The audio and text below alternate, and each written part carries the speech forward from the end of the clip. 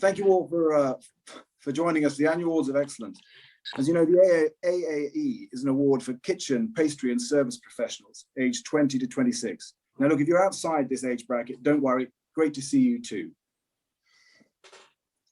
Now, becoming an AAE winner has propelled many, many young careers over the years.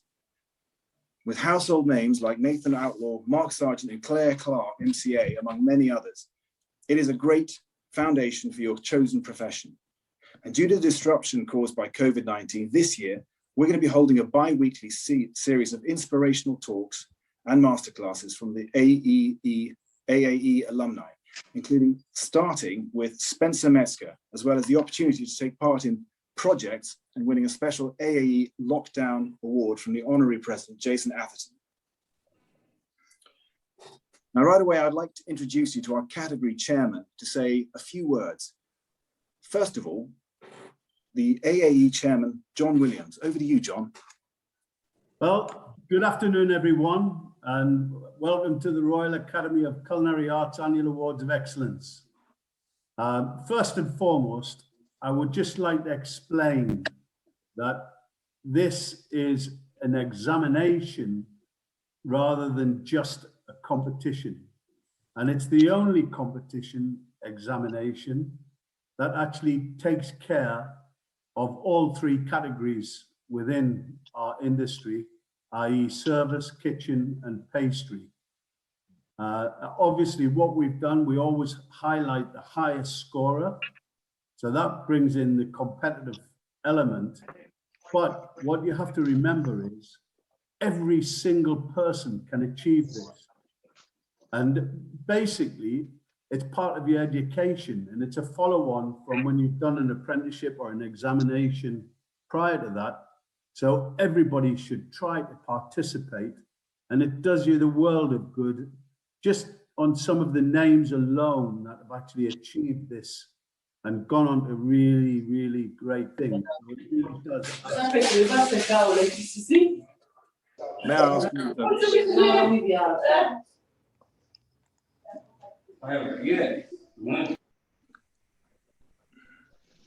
So it really does add to your CV. So what I would try to do is listen to this broadcast today and enjoy it, but look to the future. If you're looking to actually come on board and do please feel free to do so. And anyone that does, good luck, and we look forward to see how well you get on. Thank you. Wonderful, and we could have some words from Sergio on the and John Cousins on service. Sergio, John, I'm here. Noticed me in to say hello rather than both of us speaking. So on behalf of Sergio, Rebecca, and myself, welcome everybody. We hope these sessions will be useful to you, and we look forward to the relaunch of the competition next year. And for all of those who are current semi-finalists, we look forward to seeing you then. Just to mention that there are some resources available to people who are in employment or have been affected by COVID, and I've just put them on the chat screen for you. And one is Career Scope, that's for everybody working in hospitality. The other one is Food Service Cycle, that's everybody working in contract catering. And then the other two are Hospitality Action and Springboard. So you can copy those links off the chat. If you don't know where the chat is, if you go to the bottom of the screen, you'll see a link that says chat. That's it. Thank you very much. Well, that's fantastic. Thank you very much, John. And now over to the kitchen. Martin Nail and Howell Jones. Is it Martin we're talking to first? Hopefully, yeah, you can hear me. Yeah, we're just looking forward to getting everybody back into this competition as and when it starts running. As John was saying earlier, it's a great opportunity for people to grow. Whilst the competition is, of course, quite stressful, it's a learning curve. And I think we see from the people that come back year after year, if they don't quite get through that year, they've learned so much in the previous years that they knuckle down and they grow from that experience, and they really benefit in the end. And some of our previous winners have been people that have come back year after year. So perseverance is also a big kind of thing to take away from it. And we just look forward to seeing all faces back as soon as it's the right thing to do. Thank you.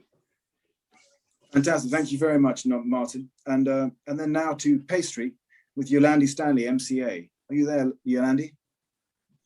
So anyway, as everybody said, the Awards of Excellence is an amazing opportunity to really push yourself, broaden your knowledge and skills, and just achieve. And so many people have been through it. And I'm looking forward to hearing the experiences today and the coming weeks of people who have been through it and what they thought and how they got on, because everybody's succeeded so well once they have been through it. It just kind of gives that motivation to excel in life and opportunities as well. So all I can advise you to do is go for it, take part as soon as we're back and active, and look forward to seeing you. Thank you. Thank you very much, Yolandi. And we're now moving on to the Lockdown Awards. Now, clearly, we're in an unusual situation here with the COVID lockdown and the limitations that we face here. But we'd like you to share with us something that you feel proud of that you've achieved during your time in lockdown since March of last year. So during the last year, it could be anything from additional work activities you've undertaken, some voluntary work perhaps, or developing your knowledge or learning a new skill. It's up to you. This is completely voluntary and it can be done in a number of ways. For example, a written piece with photos or images, or a video, or a social media post that can be shared. Now, please email Daniel at royalacademyofculinaryarts.org.uk. Daniel at the Royal Academy of Culinary Arts.org.uk. And Daniel, if you can send that out as a message to all, or send a direct message to our social media channels, we'll ensure that it's included in one way or another. Now, the deadline for these entries is the 2nd of June, and the winners will be announced by Jason Atherton on the 7th of July, 2021. Can I just quickly interject that this is for the age bracket of 20 to 26, which is the annual excellence age bracket. So anybody else who is joining today is a little bit younger or a little bit older, really wanted to join, it's only for 20 to 26. Thank you. Thank you very much for that, Daniel. You're absolutely, of course, quite right, as I touched on at the beginning, but it's good to remind on that. Although, of course, we're delighted that you're here, even if you're not in that age bracket. I look forward to seeing those entries, but for now, I'm going to introduce you to Spencer Metzger, who won the Annual Awards of Excellence Young Chef of the Year in 2014. Now, he's gone on to become a premier sous chef at the Ritz in London. He went on to win the Roux Scholarship in 2019. Now, Spencer, it's a great pleasure to have you here to join us. Thinking back, why was it that you entered the Annual Awards of Excellence?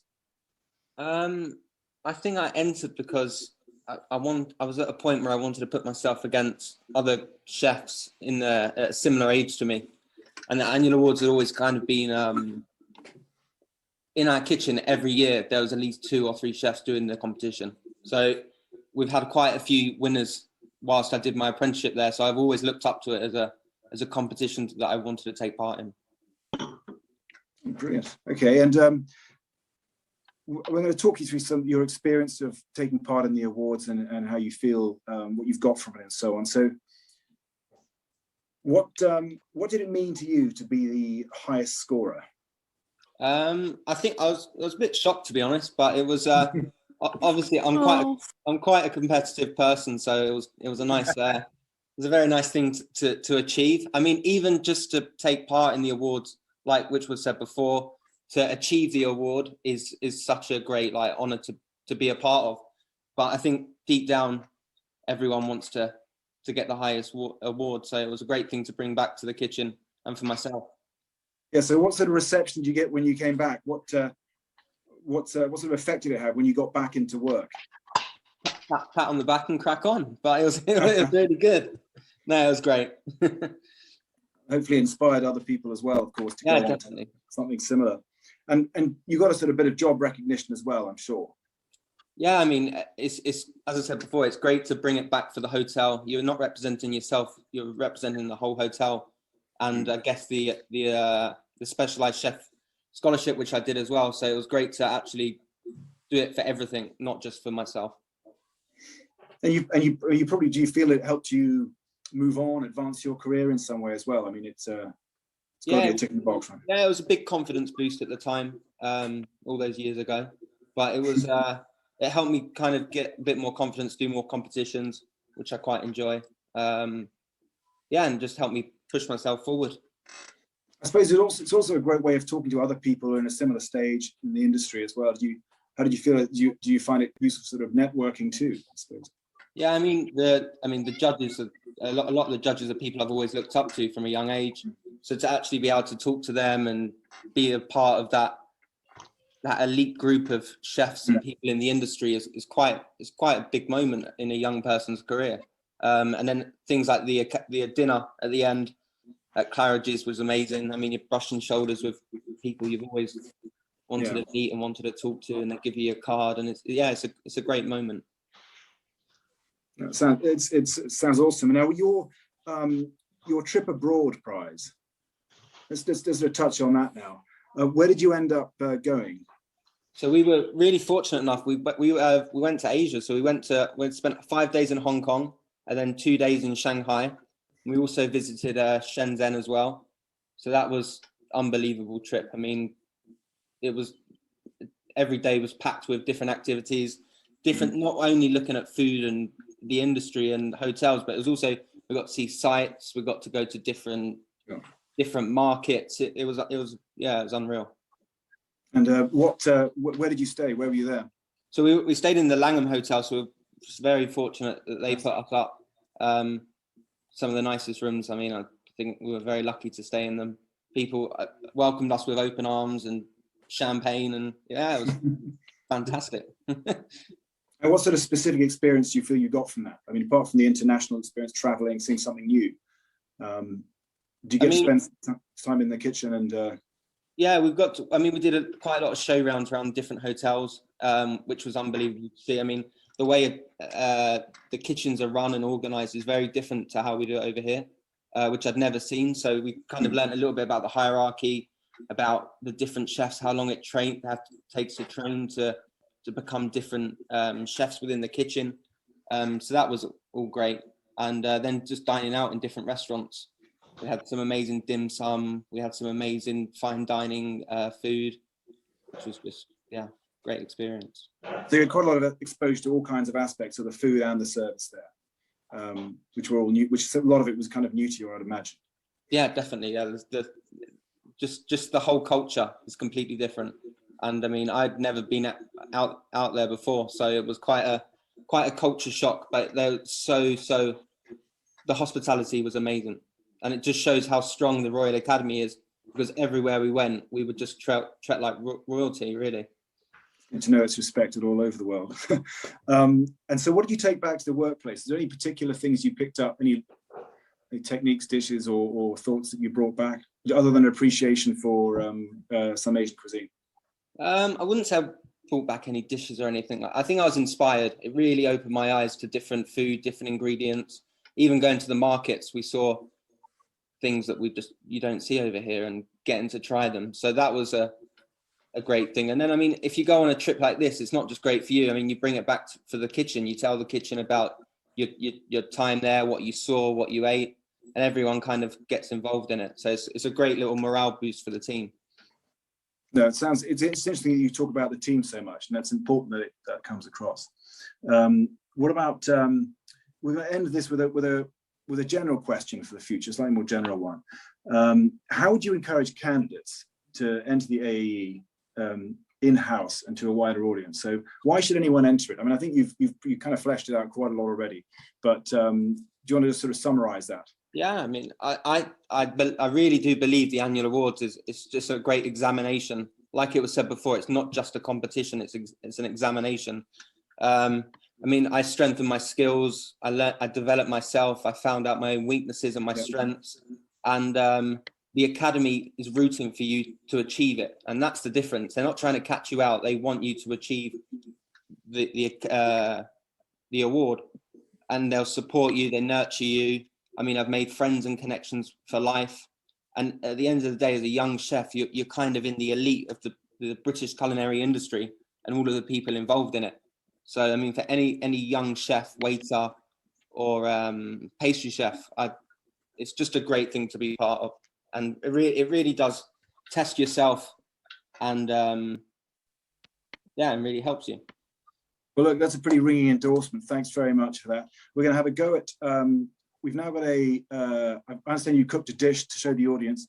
Now, I'm just going to check that we've got the link working correctly, because there was a sound issue earlier. Daniel, do we have the sound?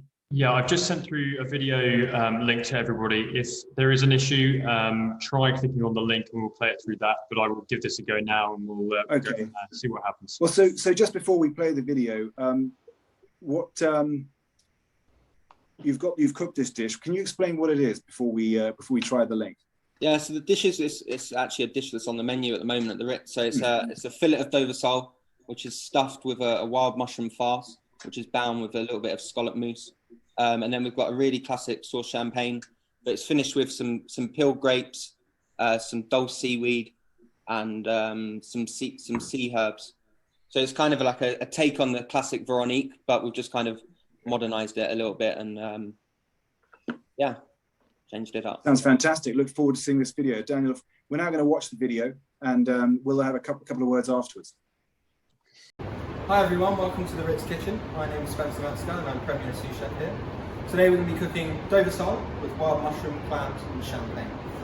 Just going to talk through some of the ingredients which we're going to use today. So here we've got a lovely Dover sole which has come down from the south coast, weighing about 700 to 800 grams. We've got some wonderful scallops over here which are from the Isle of Mull in Scotland. Some large clams which we're going to cook a little bit later on, and some rock samphire. Rock samphire has been foraged down in Cornwall, grows in the coastal crevices.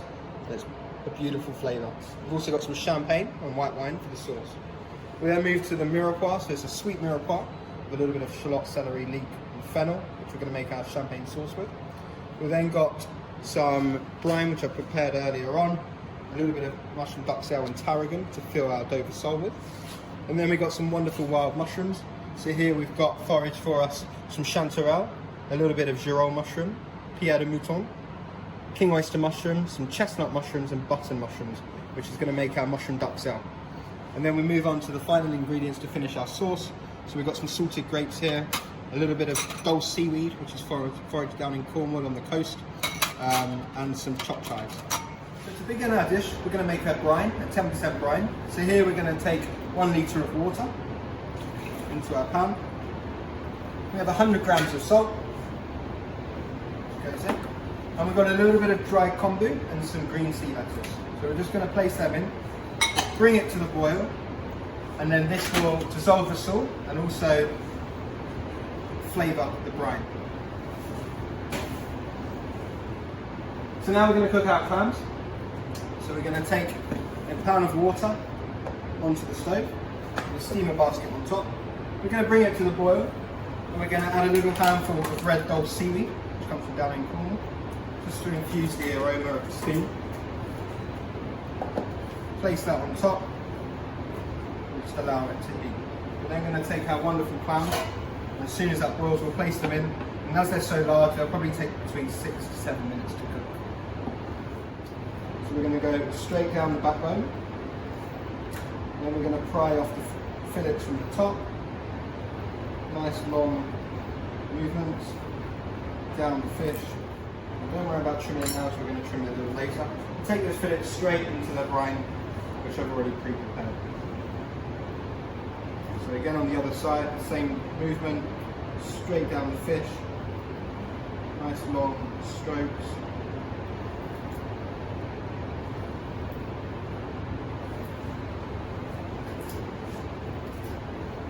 Careful on the tail as it's a lot thinner, so it can rip a lot easier.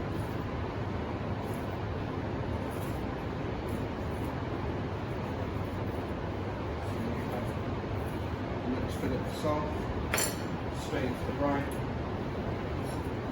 Turn the fish over. We're going to repeat the same process on the other side. So now we're going to go on to making our sauce. So our sauce is a very classic champagne sauce. And we're going to have our ingredients here. So we're going to start in the pan with a little bit of butter.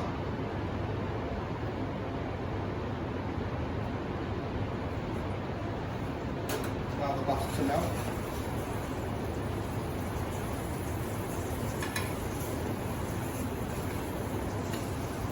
And then we're going to take the sweet mirepoix. So sweet mirepoix is very sweet vegetables, which are all chopped the same size.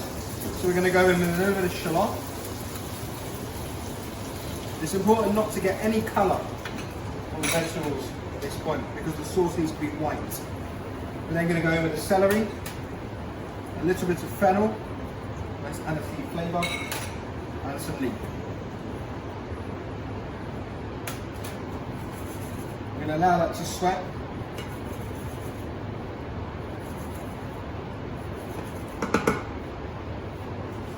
We're also going to add some peppercorns and some fennel seeds.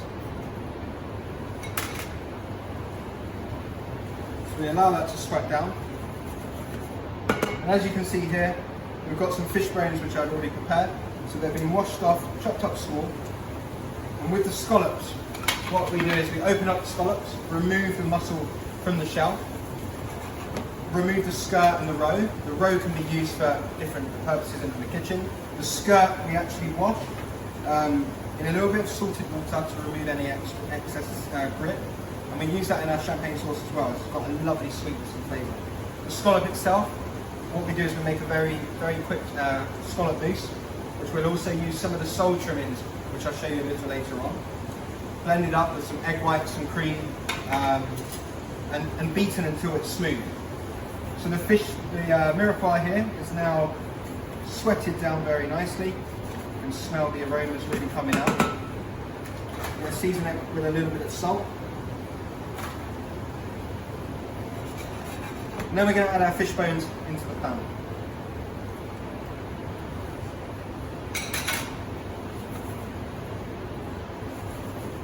Allow them to sweat quickly.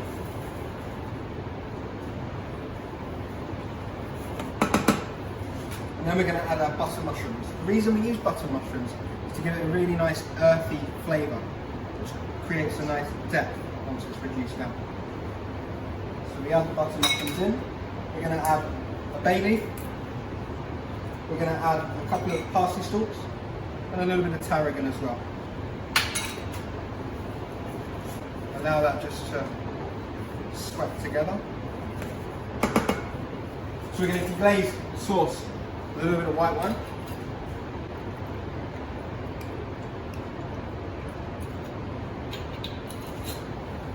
And then we're going to use some champagne. So the champagne we actually add in 2 stages in this dish.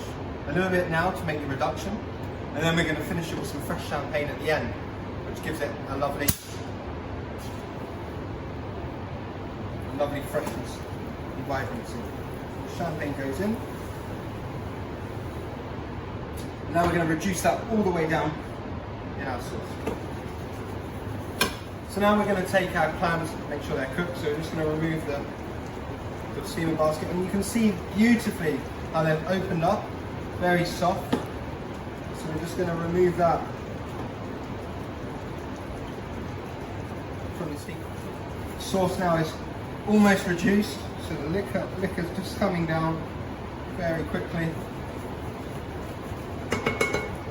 It's all about the reduction to make sure you get that depth of flavour, the correct acidity, and the texture of the sauce that we want. So the next part of our recipe, we're going to cook our mushroom duxelle. So we're going to take a pan onto the stove. We're going to add a little bit of diced butter. Heat that up. We've got our wonderfully chopped wild mushroom duxelle with all of the different mushrooms in there. Hand chopped, of course. And we're just going to add that into our pan. The important thing with the mushroom duxelle is to cook it nice and slowly. You want to remove the moisture, intensify the flavour, and really have a wonderful flavoured mushroom duxelle, which is going to be in the middle of our Dover sauce. So as that cooks down, we're just going to season it now with a little bit of salt, a little bit of black pepper,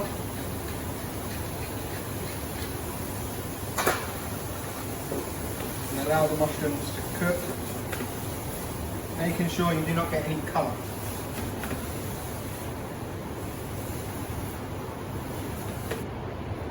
The sauce is almost ready to add our fish stock in. Just a little bit more reduction.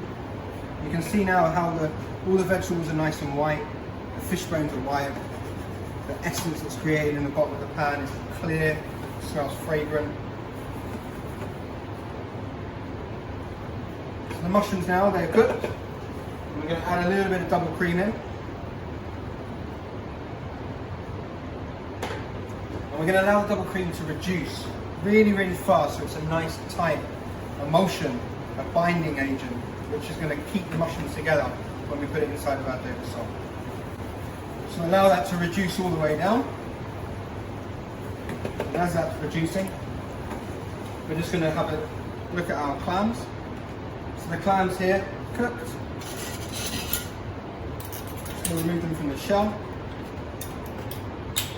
like so.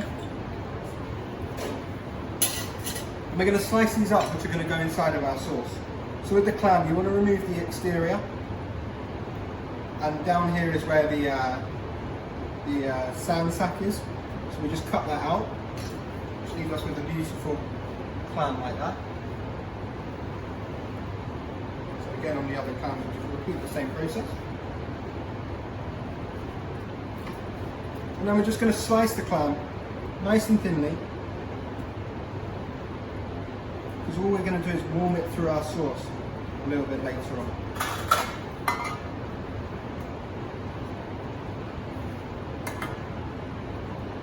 Nice slithers to tender clam. So now our mushroom duxelle, the cream is reduced down all of the way like that. We're going to allow it to chill in the fridge until it's completely cold, ready to put inside of our Dover salt. We're then going to take our attention back to the sauce. So now you can see we've made a complete reduction of the white wine and the champagne. We're then going to add our fish stock. So the fish stock is a very simple fish stock recipe using some white fish bones, a little sweet mirepoix, some white wine, lemons, and a bouquet garni. We're allowed to cook very quickly. So we just cover the bones with the fish stock, and then we allow that to simmer until we reduce it by about half. And then we season this again, which is very, very important. So our next part is going to be building our Dover salt.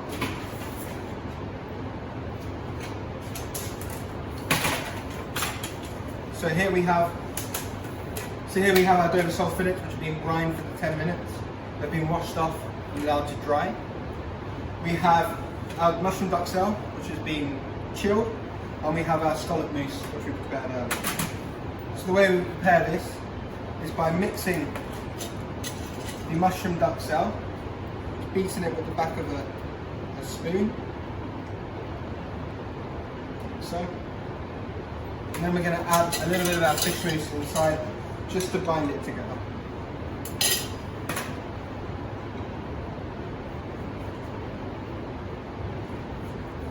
This, when it cooks, expands and holds the mushroom together to create a beautiful farce, which is inside of our Dover salt, flavouring it with the mushroom and the tarragon.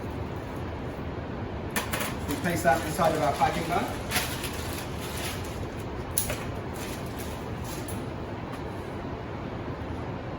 So we're going to cut quite a large hole for the farce.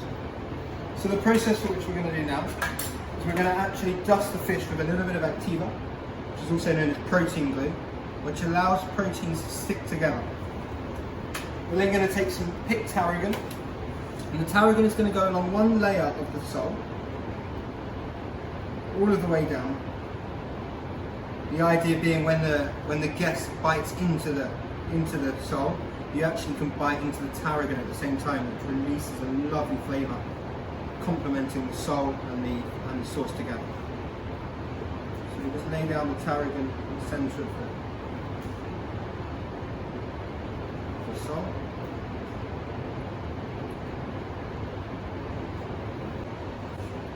So now we're going to pipe the fast down the centre of the sole, like so. And then we're going to place the fish on top with the fat end to the thin end, and the thin end to the thicker end, like so. We then take our grease cling film, season with a little bit of salt, place the fish on top, and then we're going to roll it onto a ballotine and leave it in the fridge to set for at least 6 hours to allow the protein glue to stick the two fillets together. So we're going to turn our attention back now to the sauce. So you can see here that the stock is reduced by at least half, which is great. And then we're going to finish it off with a little bit of double cream. So the double cream goes in. You can see now the sauce is white. It's clean, it's clear, it's just starting to get a little bit of body. We're just going to allow that to cook for a couple of minutes just to allow the sauce to thicken up and the cream to reduce slightly. So now our sauce is reduced nicely. You can see here it's thickened up. Beautiful texture. We're then going to take that and place it through our fine shingle. I'm sure to get all of the sauce out of there. And then just press down very lightly.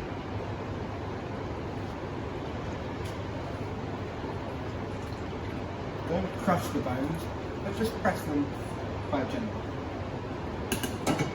We're then going to take our sauce and then pass it through a double muslin cloth. This ensures that all of the very small particles are removed. The sauce is super, super fine.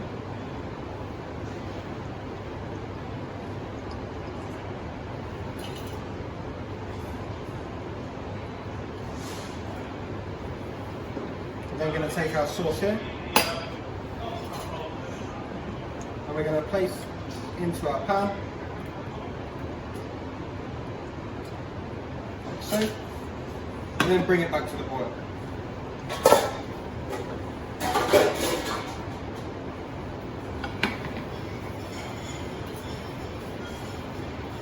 Then going to take a little bit of butter and place into our pan with a splash of the fish stock. This is going to make an emulsion to glaze our Dover sauce.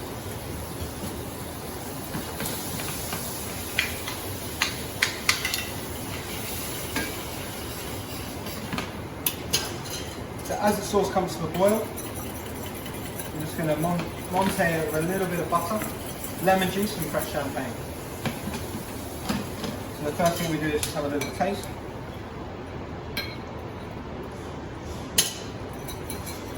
So it's missing a little bit of salt, some black pepper, a touch of fresh champagne, beautiful acidity, and then we're going to give some lemon juice. You really need the acidity in the sauce to cut through the richness of the cream, and now we're going to add a little bit of butter.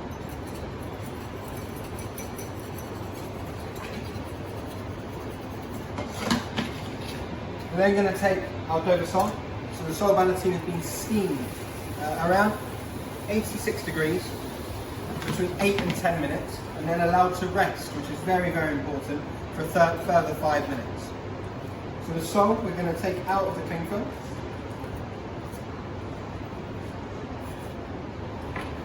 And we're going to squeeze out of the cling film there. And you can see that as it's sat and it's rested, it's got a perfect round shape. We're then going to trim just a tiny bit off of the base to allow it to sit on the plate, and then place into our pan with our fish stock and our cream. We're then going to glaze the sole. So by glaze, we're going to just nappe this beautiful emulsion over the top. We're also going to add a spoonful of our champagne sauce.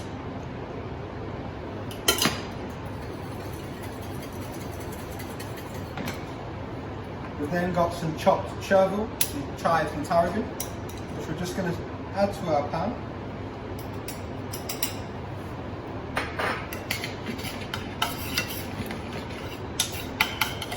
Then we're going to spoon this over our fish, just creating a beautiful tight emulsion, just flavoured with these soft herbs.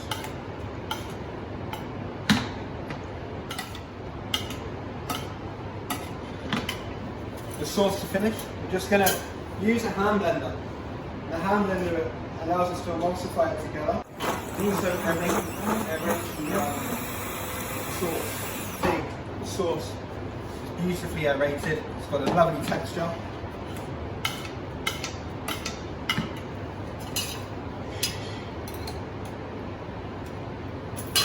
And a lovely flavour. So we'll just keep that on one side. So for the sole now, wonderfully glazed, we're going to lift it out of the pan onto our carving board. We're going to carve the fish into two pieces. So we're going to go on an angle here and take one slice, and on the bottom here we're going to take it off another slice.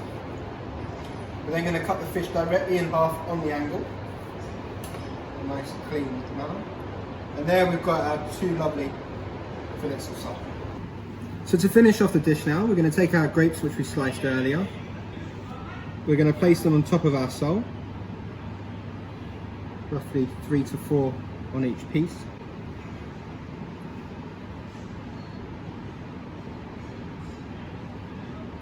And then we're going to garnish it with some lovely herbs. So here we've got some rock samphire, which we spoke about earlier.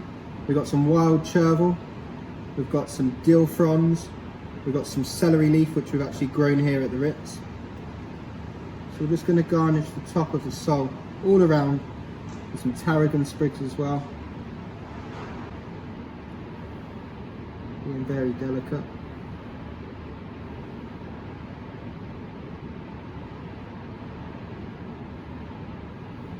And then we've got a couple of little flowers just to finish off the sole. So we repeat it on both pieces of fish. We're going to place it onto the plate very carefully.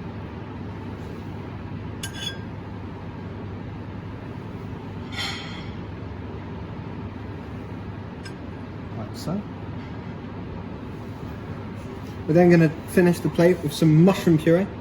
So we've made this by blending some wild mushrooms with a little bit of cream, a little bit of Madeira, some shallot, some garlic, a few aromats. I'm really concentrating using lots of sep in there. It's a wonderful flavour. And then we're going to garnish the plate with a little bit more rock samphire, which gives a wonderful aniseed flavour, which works with the salt. And to finish our sauce, we've just warmed it and aerated it, and we're going to finish it off with a little bit of semi-whipped cream. The semi-whipped cream just gives it a nice texture at the end of the sauce. We just combine into the pan. We've then got some grapes. The grapes have been slightly salted and peeled, green grapes, which give a lovely pop of flavour once they're placed into the plate. We've got our clams, which we cooked earlier, which we're just going to warm through in our sauce.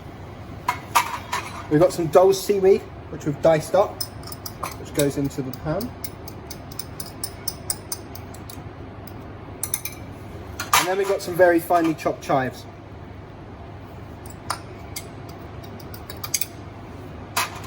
We combine that together.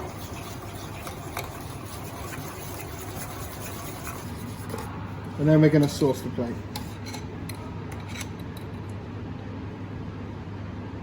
So a few of the grapes just mixed around. Just roughly 5 grapes to each plate. Some of the lovely clams which we cooked earlier.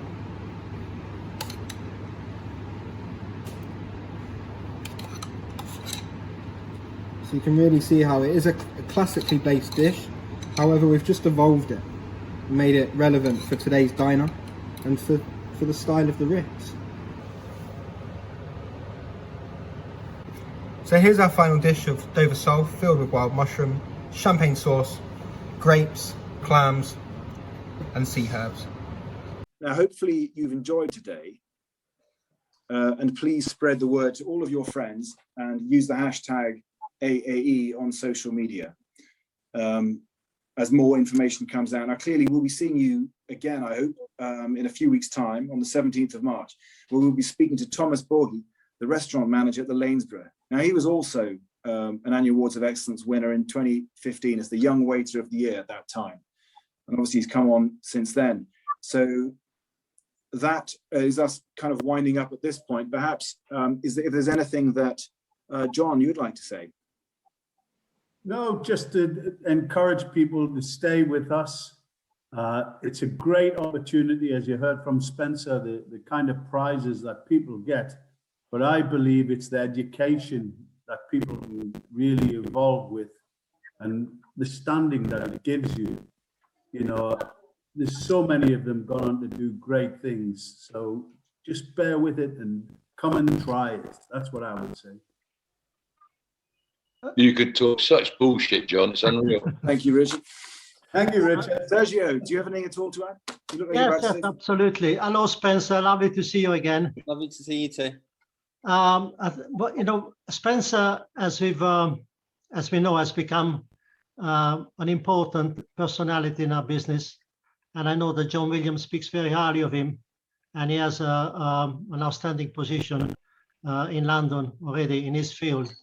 But I'd like to touch a bit on the person that Spencer is, because as a professional, obviously we know he's absolutely excellent, but equally as a person, I found him to be, when I was out in the Far East with him, I found him to be an excellent person. And we did have quite a lot of fun, did we not, Spencer? Plenty of fun, didn't we? And I remember that on our trip to Shenzhen, as the leading chaperone, I think I took the wrong exit, and we ended up having to find our way back. Obviously, nowhere that nobody, we couldn't speak a word of Chinese, but somehow we coped. And other situation that we've had, Bob Spencer and the service winner and the pastry winner, we had a nice team, a very nice togetherness. But what I found out about Spencer was that, as I was saying before, he's a great personality, wonderful values of family also. And also is a person that, unknown to us, is an incredible negotiator. Here we were in China visiting markets where, you know, the Chinese are incredible at driving, asking you anything for a price, and anything that can cost, you know, £2. They will start off in saying £100 for you. And, you know, Spencer was the most amazing negotiator, we found out. And everything that cost £2, eventually, with this charm, I mean, this negotiation, invariably got it for 50 pence. And it was just amazing to see him operating. And what I liked very much about Spencer was that his willingness to learn. He was a sponge, and always asking, always questioning anything in a positive manner, of course. And he was the most wonderful companion, I have to say, to have on the trip. So, Spencer, well done to you. I've followed your career for John Williams, and I'm so delighted. And you're so deserving. And I'm sorry I couldn't see the old list that you prepared today, but I will link in afterwards and see it all. But you're a very special person. Well done. Thank you very much, Sergio. It's very kind. And perhaps do anything from Martin or Yolandi, perhaps, if you want any comments as we wind up. Okay. Ladies first. Yolandi? First. Martin, talk. You know, Spencer, as we know, has become an important personality in our business, and I know that John Williams speaks very highly of him, and he has an outstanding position in London already in his field. But I'd like to touch a bit on the person that Spencer is, because as a professional, obviously we know he's absolutely excellent, but equally as a person, I found him to be, when I was out in in the Far East with him, I found him to be an excellent person. And we did have quite a lot of fun, did we not, Spencer? Plenty of fun, didn't we? And I remember that on our trip to Shenzhen, as the as the leading chaperone, I think I took the wrong exit, and we ended up having to find our way back. Obviously, nowhere that nobody we couldn't speak a word of Chinese, but somehow we coped. And in other situation that we've had, Bob Spencer and the service winner and the pastry winner, we had a nice team, a very nice togetherness. But what I found out about Spencer was that, as I was saying before, he's a great personality, wonderful values of family also, and also is a person that, unknown to us, is an incredible negotiator. Here we were in China visiting markets where, you know, the Chinese are incredible at driving, asking you anything for a price, and anything that can cost, you know, £2, they will start off in saying £100 for you. And, you know, Spencer was the most amazing negotiator, we found out. And everything that cost £2, eventually, with this charm, I mean, this negotiation, invariably got it for 50 pence. And it was just amazing to see him operating. And what I liked very much about Spencer was that his willingness to learn. He was a sponge, and always asking, always questioning anything in a positive manner, of course. And he was the most wonderful companion, I have to say, to have on the trip. So, Spencer, well done to you. I've followed your career for John Williams, and I'm so delighted. And you're so deserving. But you're a very special person. Well done. Thank you very much, Sergio. It's very kind. And perhaps do anything from Martin or Yolandi, perhaps, if you want any comments as we wind up. Well done. It was great. You're a good presenter. You can think about being a lecturer one day, I reckon. Very clear, very confident. Thank you. And Martin, anything from you, perhaps? And we look forward to running this program and hoping seeing a lot more people sign up and join the annual awards, but also the other things that the Academy does as a result of this little initiative in the situation where we are right now. Thank you very much for attending and joining us. And as I say, I hope to see you at the next one on the 17th of March. Once again, we'll be speaking to Thomas Borghi, restaurant manager at the Lanesborough. And I look forward to seeing you all then.